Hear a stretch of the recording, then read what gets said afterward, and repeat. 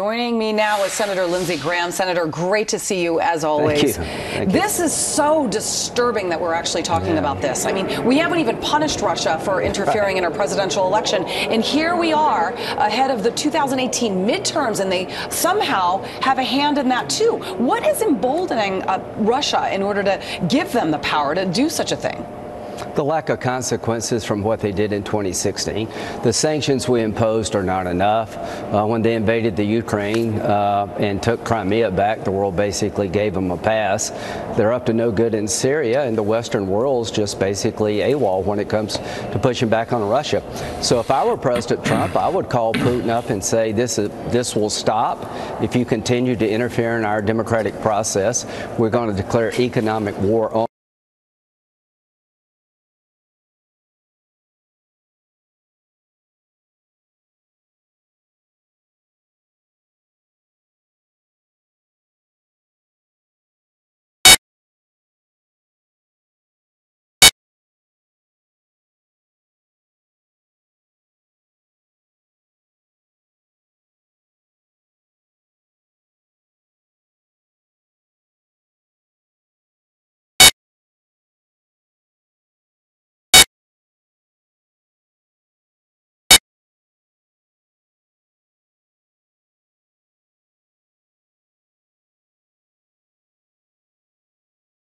and change the tally. Look at the Pennsylvania race, 600 votes. How easy would it be to change the 2000 election where Florida presidential was decided by 500 votes? Well, all I can say is when it comes to Russia, President Trump is not getting the results we want.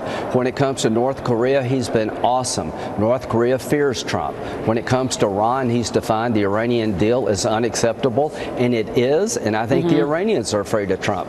When it comes to Russia, what he's doing is not working, and he needs to be as tough on Putin as he's been on Kim Jong-un. The Senate Intelligence Committee released some disturbing information yesterday, but also proposals to prevent this from happening in 2018. Right. Some of their ideas include implementing stronger channels of communication between federal, state, and local election officials. That seems like an obvious must. But also to increase cybersecurity measures on election systems, recommending using voting machines, not only that don't actually have Wi-Fi, but that actually have some form of a paper trail. And I believe, one of the committee members, Democrat Senator Harris, put it in the best way possible. Russia can't hack a piece of paper. Do we just need to go back in time and maybe go back to the Chad system? They can't certainly mess up the Chad system. Well, here's what I would suggest that we do all we can as soon as we can. I have legislation to form a 9/11 style commission where the leadership of the House and the Senate and the President can appoint people to look at hardening the 2018 election in the private sector. In 60 days, tell us from a private sector point of view what we could do.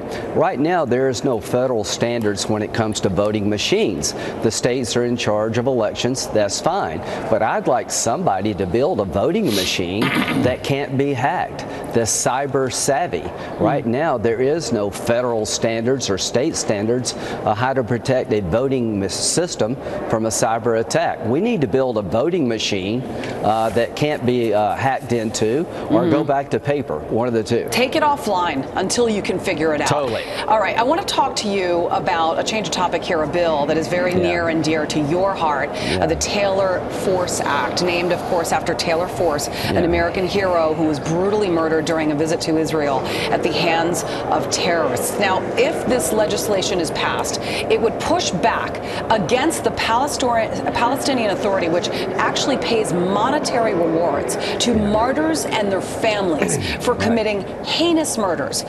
I can't understand why Democrats are slowing a bill down that would actually end American taxpayer dollars going to the Palestinian Authority if they don't stop rewarding terrorists. Well, we finally got into the bill, and I want to thank Senator Schumer for getting it in the bill, but they wanted to make changes, our Democratic friends, to basically take the teeth out of it, and we resisted most of those changes. Taylor Force served a tour of duty in Iraq and Afghanistan.